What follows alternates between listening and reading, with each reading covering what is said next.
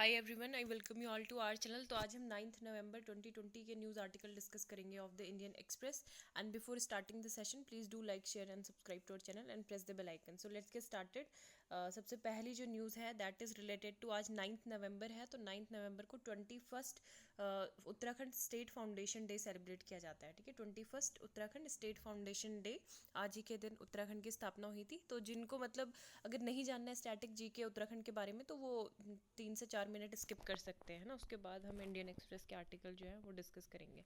तो यहाँ पे हिस्टोरिकल डिसीजंस को देखने से पहले हम इससे पहले जो यहाँ की स्टैटिक जीके है थोड़ा देख लेते हैं कि 27th स्टेट है। और जो टोटल एरिया की हम बात करें तो 53,483, ठीक है, kilometre square. Area rank 19th और पॉपुलेशन भी आप ये देख सकते हो, रामेश रंगनाथन।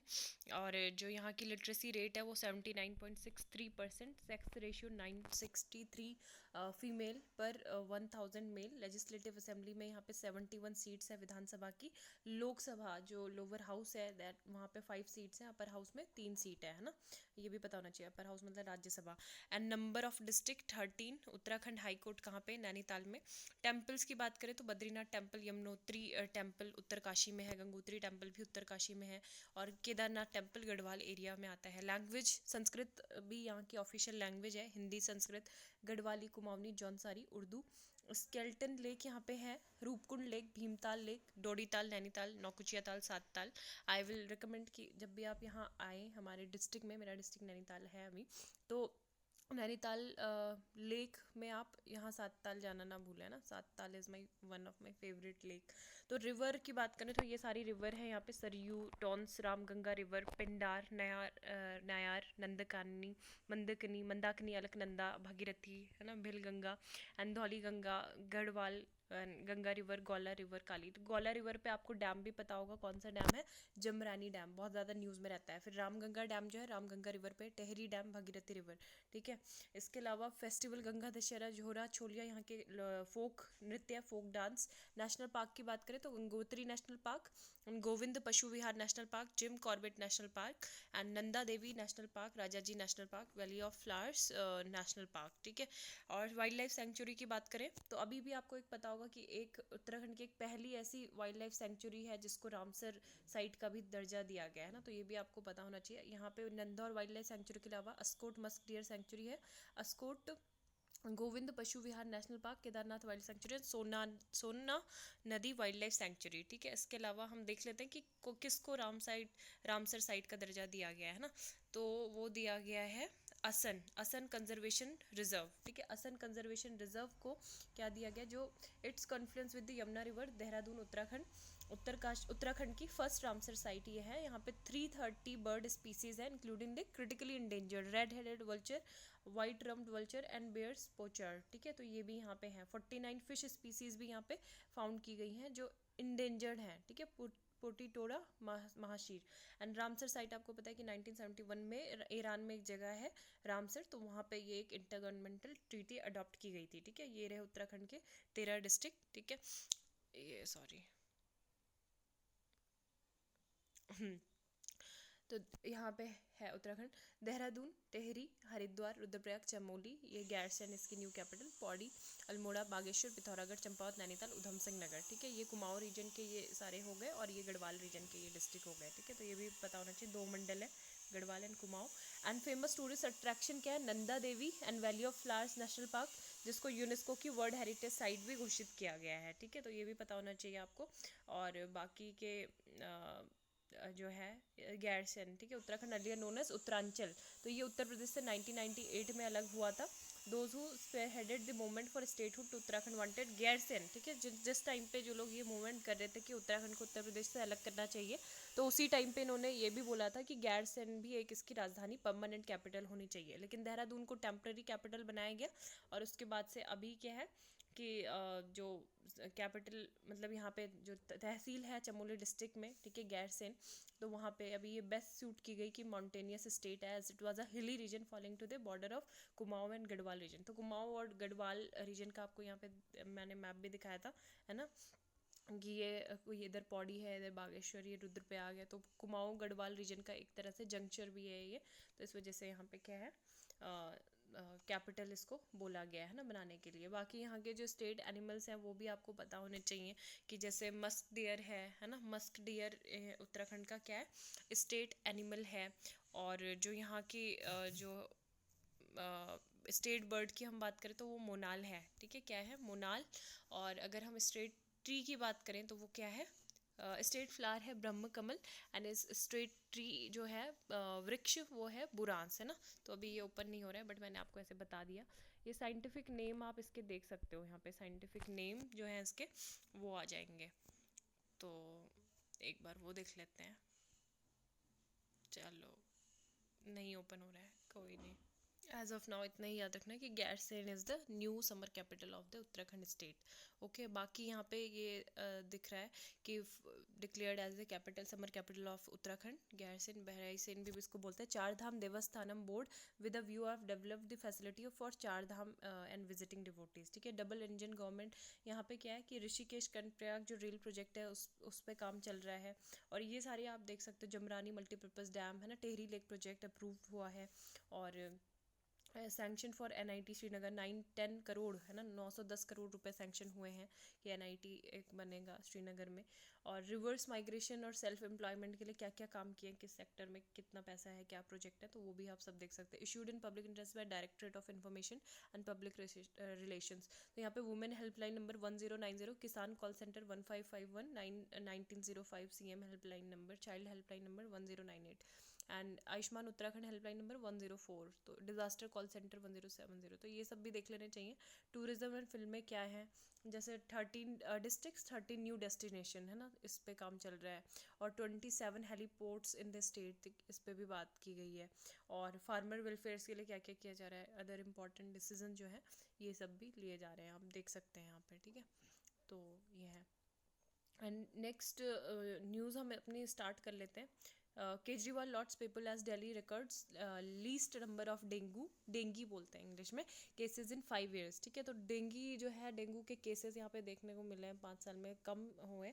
आपको पता है कि यहाँ पे एक मूवमेंट चलाया था केजरीवाल ने, दिल्ली के सीएम ने, कि क्या था, 10 वीक डेंगी अवेयरनेस कैंपेन है ना, 10 वीक डेंगी अवेयरनेस कैंपेन, जिसमें ये बोला गया था 10 हफ्ते 10 बजे 10 मिनट।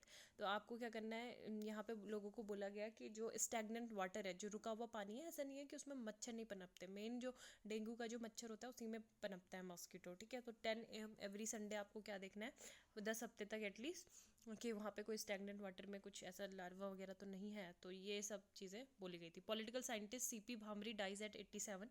तो रिनाउंड पॉलिटिकल साइंटिस्ट है CP Bhambhri, professor and emirates at JNU, ठीक है। CP Bhambhri 87, known as much for his staunch secular and Marxist stance as his roaring laughter passed away in the early hours on Sunday। तो क्या नाम है, CP bhramari, ठीक है। और यहाँ पे जो फ्रंट पेज पे जो न्यूज़ थी उत्तराखंड के अलावा वो देख लेते हैं। यहाँ पे एक न्यूज़ है that is related to air quality index, ठीक है। तो air quality index was recorded 426। NASA जो साइंटिस्ट है हिरेन जेतवा, ठीक है, तो उन्होंने क्या बोला, ये स्टडी कर रहे थे फार्म फायर्स को एंड एयर पोल्यूशन को in the region for the past several years. और किसका यूज़ ये कर रहे थे, fire information for resource management system, ठीक है। तो कोई ये बहुत एक, ये आज के नोट्स में मेरे ऐड हो जाएगा, क्या है ये, फॉर्म्स यानी कि fire information for resource management system. ये एक सॉफ्टवेयर है। The fire count in the region has already touch the same level as those in 2016, ठीक है। As per the moderate resolution imaging spectroradiometer instrument. तो ये MODIS ये एक instrument भी है। तो इससे ही साइंटिस्ट ने क्या किया, एनालाइज किया इस डेटा का, पूरे जितने भी साल थे, इतने सालों से, मतलब ये from several years now, and use it to compare the number of fires each year, के हर साल में जो फायर्स है ना उसको देखना। And this year 2016 is considered among the worst years from farm fires, है ना, कि जो फार्म फायर्स है उसके लिए 2016 वर्स्ट ईयर था। And 1.27 lakh incident being reported by the Indian council for agriculture research, ठीक है। तो ये भी जो सैटेलाइट रिमोट सेंसिंग डेटा का यूज़ करके ICR ने भी यही फाउंड किया कि 2016 में सबसे ज़्यादा केसेस थे फार्म फायर्स के। And this has been a decline since then, and just over 61,000 cases were recorded. 2019 की अगर हम बात करें तो 61,000 केसेस ही रिकॉर्ड किए गए हैं। तो ये इंपॉर्टेंट था। बाकी आपको सफ़र के बारे में पता होना चाहिए। सफ़र क्या है, SAFAR that means system of air quality authority and weather forecasting and research, ठीक है। और मिनिस्ट्री ऑफ अर्थ साइंस के अंतर्गत आता है, ये एयर क्वालिटी मॉनिटर है। और स्टेबल फायर की अगर हम काउंट की बात करें तो कहाँ पे होता है, Punjab, Haryana, UP, Uttarakhand and neighbouring areas, ठीक है। तो 3780 का जो एरियाज है तो यहाँ पे, और PM 2.5 जो है हजार्डियस पर्टिकुलेट मैटर इसको बोला जाता है, ठीक है। तो ये भी है। बाकी हम जो CPCB जो एयर क्वालिटी इंडेक्स है उसके बारे में आपको पता होना चाहिए। 4 security personal killed in LOC firing, है ना। तो ये एक बहुत दुखद घटना है जो BSF के मतलब जो patrol notice suspicious movement near the anti infiltration obstacle system, ठीक है। ये LOC फेंस है about 3.5 kilometre LOC। A fire fight ensued in which one terrorist was killed, है ना, एक टेररिस्ट भी मरा है। BSF soldier was also killed in action, the fire fight stop that more. एक बार यहाँ पे हम BSF के बारे में देख लेते हैं, ठीक है, बॉर्डर सिक्योरिटी फोर्स के बारे में देखेंगे और उसके बाद हम आगे और न्यूज़ आइटम आर्टिकल्स देखते हैं, ठीक है। तो BSF के बारे में सेंट्रल आर्म पुलिस फोर्सेस का ही ये पार्ट है। आपको पता है कि CAPF क्या होता है, central arm police force refers to 7 security forces in India under ministry of home affairs, ठीक है। गृह मंत्रालय के अंतर्गत ये आते हैं, मिनिस्ट्री ऑफ होम अफेयर्स के अंतर्गत। तो ये कौन है, AR Assam rifles, border security force and central industrial security force CISF and central reserve police force and Indo Tibetan police border police force and national security guard and सशस्त्र सीमा बल, ठीक है। तो आपको ये भी पता होगा कि अभी इसको मर्ज करने की भी बात चल रही थी IITBP को असम राइफल से, है ना। और क्योंकि ये होम मिनिस्ट्री और डिफेंस मिनिस्ट्री दोनों के ही अंदर ये अंतर्गत क्या होता है, गाइड होता है। Each of the 7 has its own cadre of officer but they are headed by officer of the IPS, ठीक है। जो इंडियन पुलिस सर्विसेज से होते हैं उनके द्वारा ही हेड होते हैं ये। तो BSF की बात करें तो ये बॉर्डर गार्डिंग फोर्स है, इंडिया में ये इस्टेब्लिश हुई थी 1965, ठीक है। December 1, 1965 को इस्टेब्लिश हुई थी। आपको बताया कि इंडिया पाकिस्तान के बीच में युद्ध हुआ था इस टाइम पे, इसके बाद ये इसका गठन होता है। It is a paramilitary force charged with guarding India's land borders with Pakistan and Bangladesh, ठीक है। अब इसमें जो है एयर विंग भी है, मैरीन विंग भी है, आर्टिलरी रेजिमेंट भी है एंड कमांडो यूनिट्स भी है, ठीक है। वर्ल्ड की लार्जेस्ट बॉर्डर गार्डिंग फोर्स अभी ये है। And BSF has been termed as first line of defence of Indian territories, ठीक है। तो फर्स्ट लाइन ऑफ डिफेंस भी इसको बोला जाता है ऑफ द इंडियन टेरिटरीज। तो ये बहुत ज़्यादा इंपॉर्टेंट है, 1 दिसंबर 1965 को याद रखने से।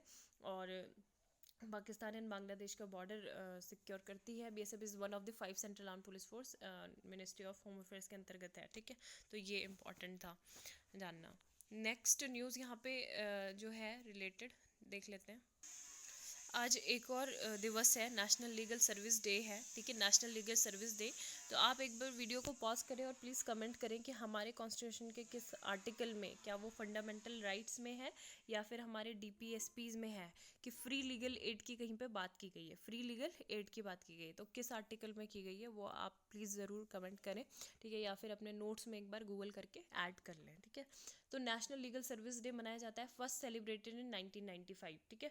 तो 1987 को क्या एक एक्ट था, 1987 को क्या था, Indian legal services authority act, Indian legal services authority act 1987, ये फोर्स में आया था 9 नवंबर 1995 को, ठीक है। तभी से ये क्या मनाया जाता है, लीगल सर्विस डे मनाया जाता है, ठीक है। National legal service day is observed on 9 November every year. Access to justice जो है हमारा क्या है, एक तरह से ये मैंडेट, कॉन्स्टिट्यूशनल मैंडेट इसको बोला गया है कि एक्सेस टू जस्टिस होना चाहिए। लेजिस्लेटिव एक तरह से इम्पेरेटिव है ये, right and not a government charity, है ना, गवर्नमेंट की कोई चैरिटी नहीं है बल्कि एक राइट है कि लीगल एड मिलना चाहिए। तो 1987 का जो अथॉरिटी एक्ट था, इससे ही आपको पता है नालसा भी फॉर्म हुई थी। नालसा क्या है, लीगल सर्विस अथॉरिटी एक्ट 1987 के अंदर नेशनल लीगल सर्विस अथॉरिटी, ठीक है, NALSA was constituted to establish a nation wide uniform network for providing free competent and legal services to the weaker section of our society. इसमें जो specially abled person है, including women और scheduled tribes and children, schedule caste, human trafficking victims as well as natural calamities victims, ठीक है। तो ये सब इसमें होंगे। और यहाँ पे आपको पता है कि जिसमें ये जो मतलब एफर्ट जो होता है, इसका जो डिस्प्यूट्स होते हैं उसको सेटल किया जाता है, कोशिश की जाती है कि ADR मेथड के थ्रू हो। ADR that means alternative dispute resolution mechanism, ठीक है। तो ये काफ़ी ज़्यादा इंपॉर्टेंट डे है। This is a initiative by Vivekananda school of law and legal studies to raise public awareness about the significance of legal service day. ठीक है, तो नेशनल लीगल सर्विस डे कब मनाया जाता है? 9 नवंबर को 1995 से हर साल मनाया जा रहा है। Uttarakhand weighs denotifying elephant reserve. ठीक है, तो इसके बारे में हमने बात नहीं की थी, ये भी आपको याद रखना है। शिवालिक एलिफेंट रिजर्व कहाँ पे है? उत्तराखंड में है। और इसका मतलब जो काफ़ी सारी लैंड है, 87 हेक्टेयर लैंड, फॉरेस्ट लैंड, तो इसको डाइवर्ट करने का, इसका डाइवर्जन की बात चल रही थी, प्रपोजल है ना, कि क्या करना है। जो जॉली ग्रांट एयरपोर्ट है देहरादून, उसके एक्सपेंशन की बात हुई थी, है ना। तो इसमें ये बोला गया कि इसका इससे कोई कनेक्शन नहीं है। And if the board gives an in principle approval, a detail proposal will be taken up and the matter communicated to the Ministry of Environment, Forest and Climate Change। तो यहाँ पे ये बोला गया है कि शिवालिक एलिफेंट रिजर्व जो है spread over 5000 square kilometre was notified in 2002। ठीक है, 2002 में इसको नोटिफाइड किया गया था। और काफ़ी ज़्यादा elephant reserve has no legal sanctity, यहाँ पे ये भी बोला गया, the area will remain as reserve forest even after denotification as an elephant reserve. और काफ़ी मतलब कुछ इससे ज़्यादा डिफरेंस नहीं होगा, है ना, तो ये भी इसमें बोला गया है। शिवालिक एलिफेंट रिजर्व याद रखना है। और दूसरा ये है, यहाँ पे एक और बात की गई थी, the entire propose forest area for diversion falls into Shivalik elephant and elephant corridors with in 1 kilometre. ठीक है, कंसोरा बारकोट एलिफेंट कॉरिडोर। ठीक है, कंसोरा बाराकोट एलिफेंट कॉरिडोर यहाँ पे है। उत्तराखंड गेट्स न्यू ब्रिज, तो ये भी उत्तराखंड से रिलेटेड ही न्यूज़ है आज ज़्यादा। तो इनॉग्रेटेड 720, जो चीफ मिनिस्टर हैं उत्तराखंड के कौन है? त्रिवेंद्र सिंह रावत। तो इन्होंने इनॉग्रेट किया है 725 मीटर दोबरा चंटी ब्रिज। ठीक है, टेहरी लेक दोबरा चंटी ब्रिज जो है, एक तो ये चीज़ याद रखनी है कहाँ पे है, उत्तराखंड में। उत्तराखंड में भी कहाँ? टेहरी लेक के पास में। And Tehri lake on the eve of the state formation day, longest motorable suspension bridge in the country. ठीक है, longest motorable suspension bridge in the country, constructed at the cost of 295 crore over 14 years. ठीक है, 295 करोड़, तो ये चीज़ याद रखनी है। ठीक है, Dobra Chanti bridge on Tehri lake, over Tehri lake. Next, ये इंपॉर्टेंट नहीं है, नॉट ट्रम्प बाइडेंस चैलेंज। तो बाइडेन हमको पता है कि 46 प्रेसिडेंट बन गए हैं यूनाइटेड स्टेट ऑफ अमेरिका के, 77 ईयर ओल्ड। और कमला हैरिस क्या बन गए? Vice president. बाकी हमको पता है कि वहाँ प्रेसिडेंट बनने के लिए नेचुरल बॉर्न सिटीजन होना चाहिए अगर यूएस का प्रेसिडेंट बनना है। दूसरा ये है कि वहाँ पे एटलीस्ट 14 ईयर्स तक मतलब रेजिडेंट भी बन के रहना होगा यूएस का। और बाकी इलेक्टोरल कॉलेज वोट के माध्यम से क्या होता है, चुने जाते हैं। 538 है, 538 में से 270 क्या है, मैजिक नंबर है। ठीक है, तो 290 के समथिंग इनके बाइडेन जीते हैं। ठीक है, तो ये इंपॉर्टेंट है। Mixed signal, new DD for a new time, तो ये हम डिस्कस करेंगे। तो यहाँ पे prime minister address to investors in persuasive but there is a gap between government's policy and rhetoric. तो यहाँ पे ये बोला गया है कि जो सरकार के स्टेटमेंट्स हैं, सरकार के जो मतलब जो सरकार के द्वारा बोला जा रहा है और एक्शंस हैं, उसमें काफ़ी ज़्यादा डिफरेंस, एक गैप देखने को मिल रहा है ना। बहुत सारी चीज़ों में ऐसा हुआ है। यहाँ पे कुछ एग्जांपल्स उसी कंटेक्स्ट में दिए हुए हैं। तो अभी यहाँ पे ये बोला गया है कि प्राइम मिनिस्टर जो है वो virtual global investor round table में बोल रहे थे कि whatever it takes to make India the engine of global growth resurgence and his government will do, है ना। तो उन्होंने ग्लोबल इन्वेस्टर्स को बोला कि आप इन्वेस्ट करो इंडिया में, and if you want returns with reliability, India is the place to be, है ना। तो ये सारी बातें तो मतलब कहने में बहुत अच्छी लगती है, लेकिन हमारे यहाँ पे एक्शंस में कुछ और देखने को मिलता है। In reality there exist a deep chasm between the rhetoric and action of government. तो यही चीज़ है, जैसे कि यहाँ पे एग्जाम्पल दिया गया अनियन का, है ना। तो अनियन में क्या था कि रिसेंटली इसको एसेंशियल आइटम्स की जो कमोडिटीज़ है उससे एक्सक्लूड किया गया था, क्योंकि आपको पता है एसेंशियल कमोडिटीज़ एक्ट में अमेंडमेंट किए गए थे। और उसके बाद जो था एक्सपोर्ट्स को ब्लॉक किया गया था, और जो स्टॉक लिमिट्स थी उसको भी इम्पोज किया गया था in a line with past practices, है ना, which may had hoped would fall out of favour after the recent form signals a gap between intent and actions. तो पहली बात ये हो गई। अब मतलब इनका पर्पस तो यही था कि एग्रीकल्चर रिफॉर्म्स लाने हैं, कि फार्मर्स को फ्रीडम होनी चाहिए, उनका जो प्रोड्यूस है उसको सेल करें, है ना। और लेकिन मतलब इसका क्या हो जाता है, ऑपोजिट इफेक्ट हो जाते हैं, अनसर्टेनिटी है पॉलिसीज़ में, ये सब चीज़ें यहाँ पे बताई गई हैं। अभी बीजेपी रूल्ड हरियाणा गवर्नमेंट ने पुश किया है state employment local candidates bill 2000 को, ठीक है, रिजर्विंग 75% जो प्राइवेट जॉब होंगी 75% private job in this state up to a certain salary slab for local candidates के लिए ही होंगी। तो ये जो बिल है unlikely to be welcome by industry, तो is more likely to act as a deterrent, है ना, जो फ्रेश इन्वेस्टमेंट है वो यहाँ पे नहीं आ पाएगी। तो ये सारी चीज़ें यहाँ पे बोली गई हैं कि मतलब गवर्नमेंट के जो काम है और बोलना है स्टेटमेंट है उसमें डिफरेंस है। The confusion is apparent and the chance between statement at one level government talks about integrating with global supply chain yet it the other it continues to erect tariff barriers, है ना। तो ये सब चीज़ें बोली गई हैं कि गवर्नमेंट को मतलब क्या करना चाहिए। क्रिटिकल जंक्चर ये है व्हाट इज़ नीडेड प्रिडिक्टेबली, मतलब पॉलिसीज़ और रिजीम में स्टेबिलिटी लानी चाहिए। A new DD for a new time, तो इसमें ये बोला गया है कि अभी जैसे 2022 में काफ़ी सारे इंडिया को मतलब होस्ट करनी है, बहुत सारी चीज़ें हैं। India will be the global, हम लाइमलाइट में होंगे, है ना, क्योंकि हम G20 की जो प्रेसिडेंटशिप है उसको होल्ड करेंगे, प्रेस्टिजियस G20। और इंडिया 75 ईयर्स भी इंडिपेंडेंस के हम 2022 में सेलिब्रेट करेंगे। अकॉर्डिंग टू गेटवे हाउस, जो फॉरेन पॉलिसी एक थिंक टैंक है गेटवे हाउस मुंबई में, वो इन्वॉल्व है ग्लोबल G20 की एंगेजमेंट में। और new age public broadcast is needed, ठीक है। तो उन्होंने ये बोला है कि न्यू एज पब्लिक ब्रॉडकास्टर की हमें ज़रूरत है। India needs to amplify its position on the global stage. तो हमारे बहुत सारे मतलब जैसे सब्जेक्ट्स है, रेंजेस ऑफ इश्यूज़ है, रेंज ऑफ इश्यूज़ में क्या आते हैं, क्लाइमेट चेंज है ना, डिजिटल गवर्नेंस पे हम बहुत ज़्यादा फोकस कर रहे हैं। और तो हम ये G20 में ये सारी चीज़ें हाईलाइट कर सकते हैं अगर हमारे पास एक अच्छा क्या होगा, एक न्यू एज का पब्लिक ब्रॉडकास्टर सिस्टम होगा, है ना। तो ये बोला गया है। अब ये है कि स्ट्रक्चरल चेंज और डिजिटल अपग्रेडेशन टाइम के साथ साथ होने चाहिए। और जैसे हम डीडी दूरदर्शन एंड प्रसार भारती की बात कर सकते हैं, तो इन्हीं को ही हम इनमें थोड़ा इन्वेस्टमेंट ज़्यादा करके इनको और अच्छा बेहतर इनको बना सकते हैं, है ना। तो अभी ज़्यादा इन्वेस्टमेंट इसमें नहीं होगी क्योंकि ऑलरेडी इसमें काफ़ी सारे डिजिटाइजेशन इन्होंने किए हैं प्रसार भारती ने, ठीक है। थोड़ा ऑर्गेनाइज्ड वे में मतलब ये और अच्छे से इफेक्टिवली इसका यूज़ हुआ है।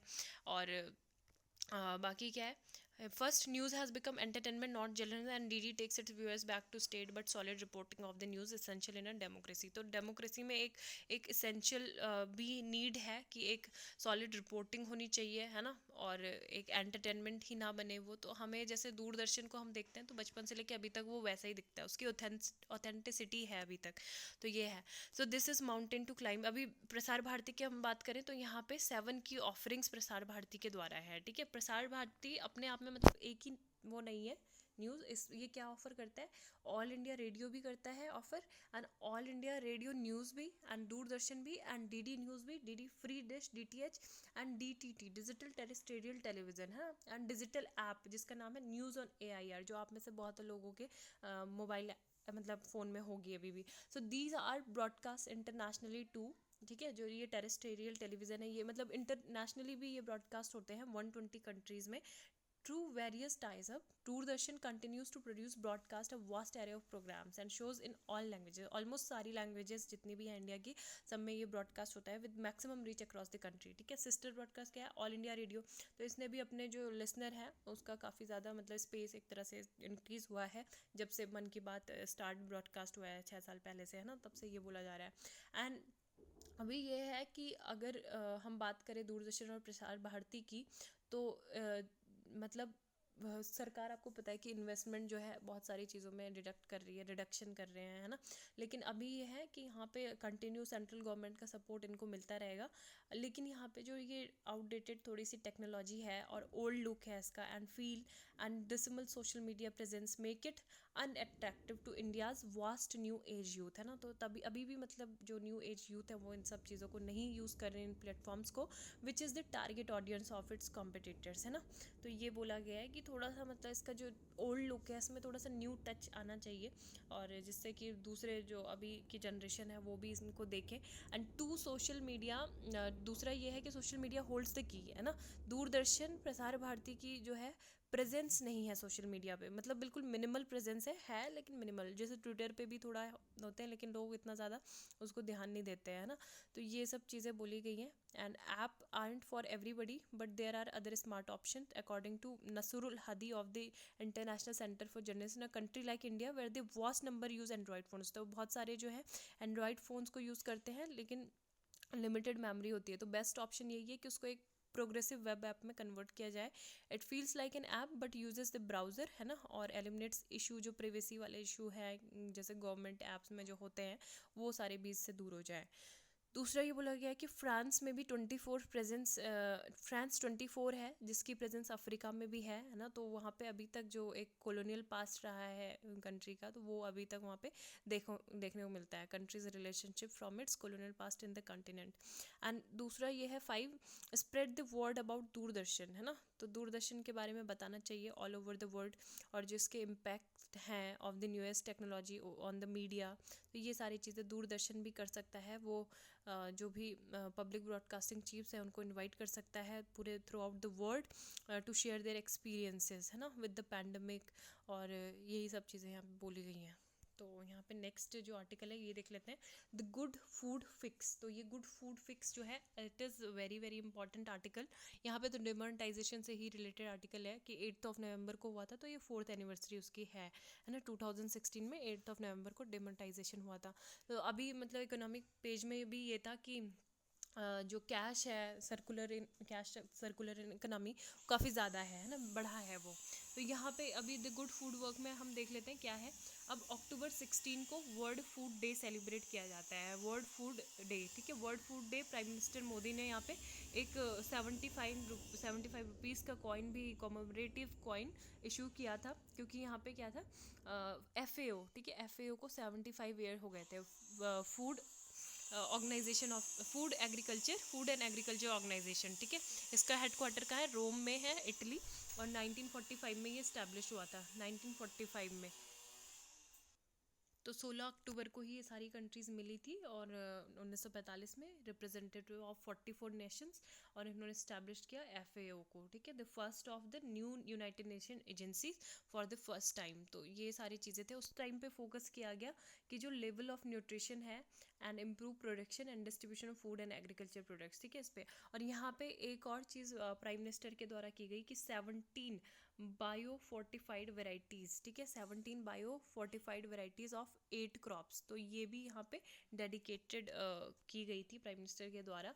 तो यहाँ पे ये चीज़ इम्पॉर्टेंट बोली गई है कि 75 ईयर्स पहले ही, है ना, 75 साल पहले ही जो एग्रीकल्चर पॉलिसी मेकर्स थे उन्होंने एक प्रायोरिटी सेट कर दी थी, है ना, कि उन्होंने ये बोला था कि जो ह्यूमन न्यूट्रिशन है उसको इम्प्रूव करना है एग्रीकल्चर प्रोडक्शन से पहले, है ना. प्राइमरी ऑब्जेक्टिव इसका यही था कि agriculture is to produce food that provides enough minerals and vitamins that sustain healthy human beings, है ना. This is often forgotten. अभी हमारे जो एफर्ट है जो इम्प्रूव करने के एग्रीकल्चर प्रोडक्टिविटी को एंड रेज फार्म इनकम्स, तो इसके चक्कर में मतलब हम ये सब चीज़ें भूल ही गए हैं कि हमें क्या करना है, अपने जो न्यूट्रिशन है, न्यूट्रिशियस फूड है, न्यूट्रिशियस डाइट है, उसका ख्याल रखना है. So what we know today is that almost, अगर हम आज की बात करें तो 2 billion women and children in low and middle income countries, ठीक है, LMICS इसको बोलते हैं. ये सारे जो बच्चे और महिलाएं हैं ये क्या है, रिस्क में है, ठीक है, किसके, of vitamin A, iron and zinc deficiencies, ठीक है, जिंक डिफिशियंसीज इनको है. और ये क्या करता है, बहुत ज़्यादा सिकनेस और ज़्यादा होती है, increase number of deaths, lower cognitive ability, all combining to reduce economic growth significantly. और इससे क्या होता है, जो भी हाईएस्ट नंबर है वुमेन और चिल्ड्रन में, वो किससे सफ़र करते हैं, हिडन हंगर से, ठीक है. Hidden hunger live in south Asia specially in India. तो ये चीज़ है इंपॉर्टेंट. अगर आपको हिडन हंगर नहीं है तो पहले तो आप कमेंट सेक्शन में लिख सकते हो, नहीं तो मैं आपको बता देती हूँ एग्जैक्टली हिडन हंगर क्या होता है. हिडन हंगर देखो, वैसे 3 डायमेंशन होते हैं हंगर के. प्रोटीन हंगर कि जो क्या होता है, from a malnutrition where there is inadequate protein intake, है ना. कैलोरी हंगर होता है form of malnutrition characterized by energy deficiency, includes an inadequate energy intake in all forms including protein. Hidden hunger में क्या होता है, form of undernutrition that occurs when there is a lack of intake and absorption of the micronutrients.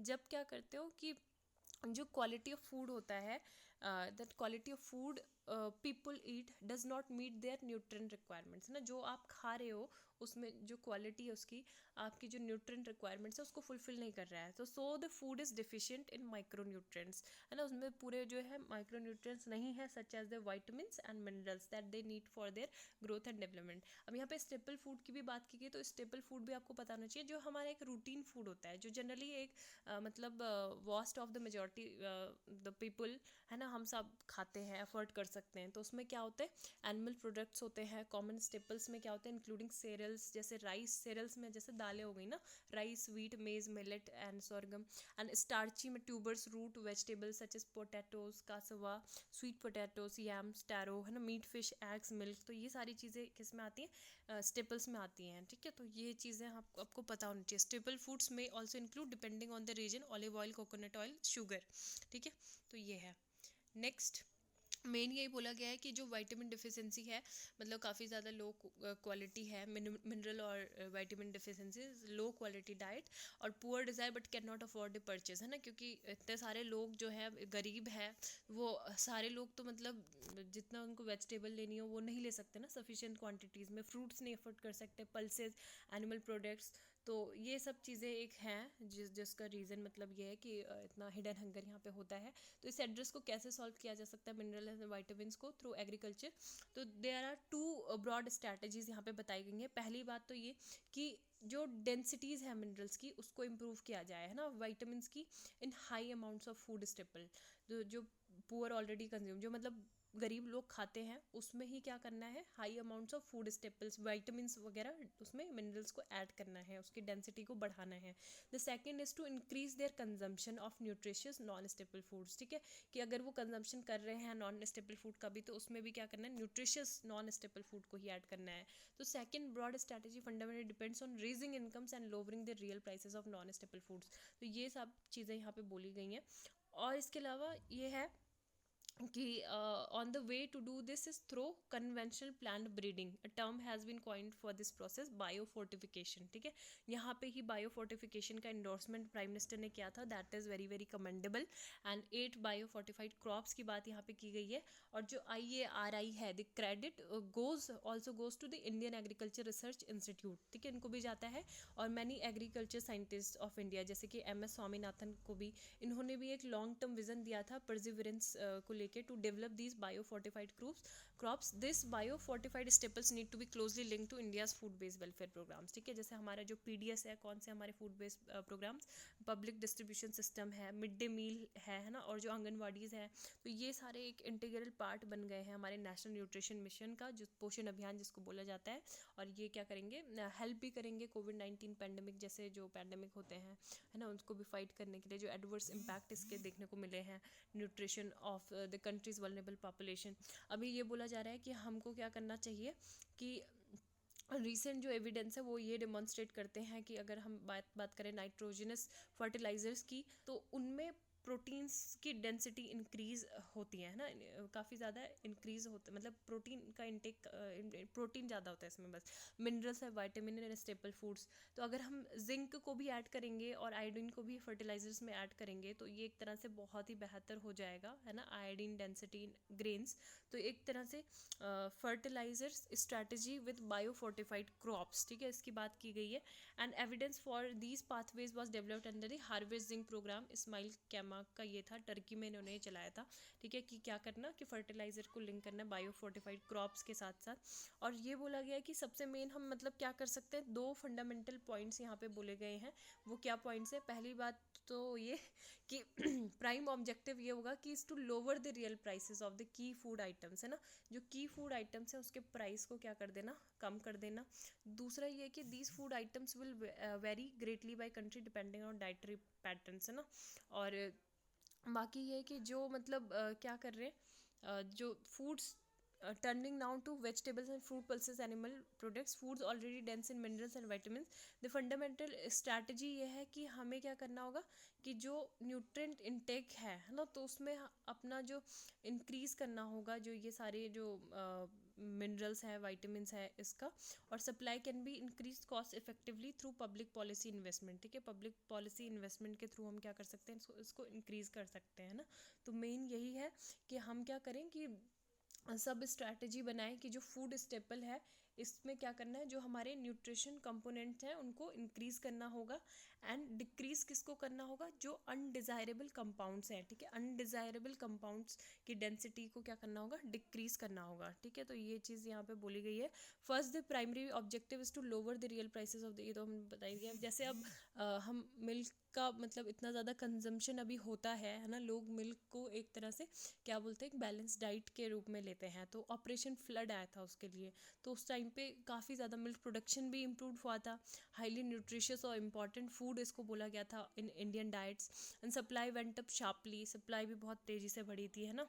And उसके बाद इसी तरह से हम सिमिलर पुश दे सकते हैं is needed day for today for fruits and vegetables and pulses. The current reforms and farm laws offer an opportunity to develop similar value chains for these, है ना। तो जैसे मिल्क के क्षेत्र में क्रांति हुई, उसी तरीके से हम सारे इस वाले क्षेत्र में क्रांति ला सकते हैं कि लोगों ने फिर काफ़ी ज़्यादा दूध वगैरह पीना भी स्टार्ट कर दिया था।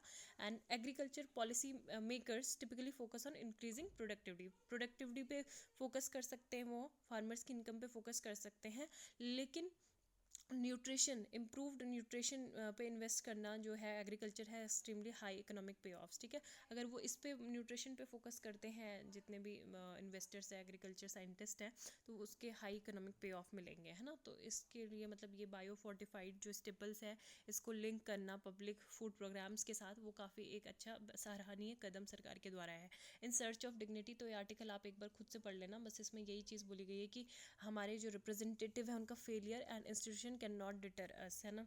तो ये कुछ बातें की गई हैं कि ग्लोबल डिग्निटी डे हुआ था 1 अक्टूबर को, एंड यहाँ पे काफ़ी सारी चीज़ें सेलिब्रेट की गई थी। लेकिन अभी हमारे यहाँ पे जैसे इंस्टेंस ऑफ केसेस है, रेप के केसेस है, एनकाउंटर डेथ्स होती हैं, कस्टोडियल टॉर्चर होता है, abuse of elders and children, depression of basic human rights and resultant loss of dignity of marginalise and the sub burning of fundamental freedoms, है ना।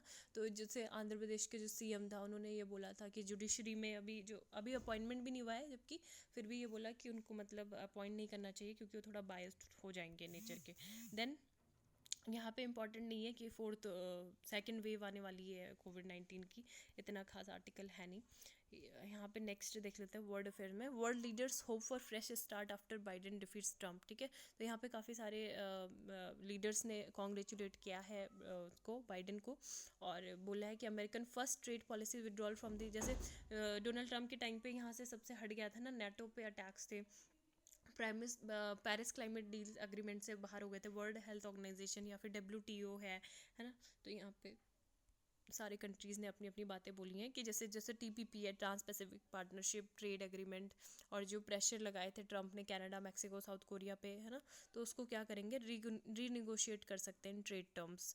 और we want to work in our cooperation, और cooperation for a new transatlantic beginning, तो ये Germany ने बोला है।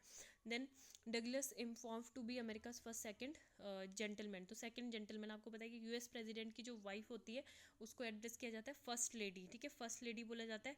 और वाइस प्रेसिडेंट की वाइफ को बोला जाता है सेकंड लेडी, ठीक है। और US has never before in history had a female president, तो फीमेल प्रेसिडेंट और वाइस प्रेसिडेंट US में कभी भी नहीं देखी गई थी। तो कमला हैरिस अभी वाइस प्रेसिडेंट है, तो इनको क्या बोला जा रहा है, सेकंड जेंटलमैन। ये कमला हैरिस के हस्बैंड है, Douglas Emhoff, US vice president elected, Kamala Harris husband, second gentleman. Suu Kyi's party favour to win as Myanmar votes, ठीक है। म्यांमार में आपको पता है रोहिंग्या क्राइसिस 2017 से, जब से आर्मी का क्रैकडाउन हुआ था तब से चल रहा है, और यहाँ पे जिनोसाइड इंटेंट को लेके मतलब बात हुई थी, जिनोसाइडल।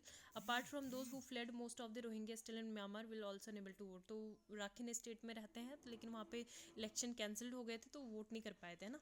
तो ये आंग सान सूकी हैं, इन्होंने पहले ही अपना वोट जो था कास्ट कर लिया था। और national league for democracy NLD की हैं, 2015 में काफ़ी अच्छे मतों से जीती थी। यहाँ पे आर्मी का रूल था पहले, ठीक है, army military and military backed rule था, तो उसको उन्होंने रिमूव किया था यहाँ पे सक्सेसफुली। तो अभी ये बोल रहे हैं कि सेकंड टर्म्स के लिए भी जीत सकती हैं। तो यहाँ पे 4 years since demonetisation cash in system still rising at all time, ठीक है। तो डिमोनेटाइजेशन के बाद भी 9 नवंबर 2016 से, अगर हम आज का डेटा की बात करें तो डेटा, तो ये कैश जो है काफ़ी ज़्यादा है। करेंसी इन सर्कुलेशन क्या होता है, currency in circulation refers to cash और currency within a country, ठीक है। जो कैश और करेंसी होती है एक कंट्री में, that is physically use to conduct transaction, ठीक है। जो कंज्यूमर और बिजनेसेस के बीच में अभी भी फिजिकल फॉर्मेट में हम यूज़ कर रहे हैं, तो उसको क्या बोलते हैं, करेंसी इन सर्कुलेशन, ठीक है। अभी आपको पता है कि बीच में क्या हुआ था, जब लॉकडाउन अनाउंसमेंट होने से पहले 22 को हुआ था, तो लोगों ने मतलब ग्रोसरी के लिए जो उनके बिल्कुल नियर बाय स्टोर्स होते हैं, ग्रोसरी स्टोर्स, तो वहाँ के लिए उन्होंने कैश वगैरह लेना स्टार्ट कर दिया था, है ना, काफ़ी ज़्यादा, कि वो लॉकडाउन में मतलब यहाँ से खर्चा करेंगे। तो मार्च और मई में और ज़्यादा ये बढ़ गया था। और इसके अलावा यहाँ पे अगर हम बात करें तो कैश ट्रांजैक्शन एटीएम के थ्रू भी बहुत ज़्यादा स्पीडली राइज किया है। यूनिफाइड पेमेंट इंटरफेस ट्रांजैक्शन जो है डिक्लाइन हुआ 5.9% से मार्च 2020 में, और अप्रैल में 19.8%, है ना, लेकिन फिर अब हाउवेयर वॉज ग्रेजुअली लिफ्टेड। तो ये भी है। एक यहाँ पे इम्पॉर्टेंट है, how new rules for other services providers could ease working BPOs, है ना। तो बीपीओज आईटीज प्लेयर्स, तो यहाँ पे क्या है, ओएसपी क्या होता है, अदर सर्विसेज प्रोवाइडर, ठीक है। तो ओएसपी के लिए ये बोला है कि इनको रजिस्टर करना पड़ेगा इंडिया में अगर इनको अपनी सर्विसेज देनी है। तो अभी इनके लिए परमानेंट वर्क फ्रॉम होम कर दिया है, इस वजह से ये न्यूज़ में है। और November 5 जो department of telecom regulatory authority of India है, तो इन्होंने क्या बोल दिया है कि इनको परमानेंट होम होगा, चाहे कहीं भी हो, एनीवेयर इन द इंडिया, और ओएसपी एम्प्लॉयज़, ठीक है। एंड ये आप थोड़ा सा देख सकते हो डिटेल में, अच्छा आर्टिकल है। सो आज के लिए बस इतना ही, सारे आर्टिकल हमने कवर कर लिए। Thank you, have a nice day.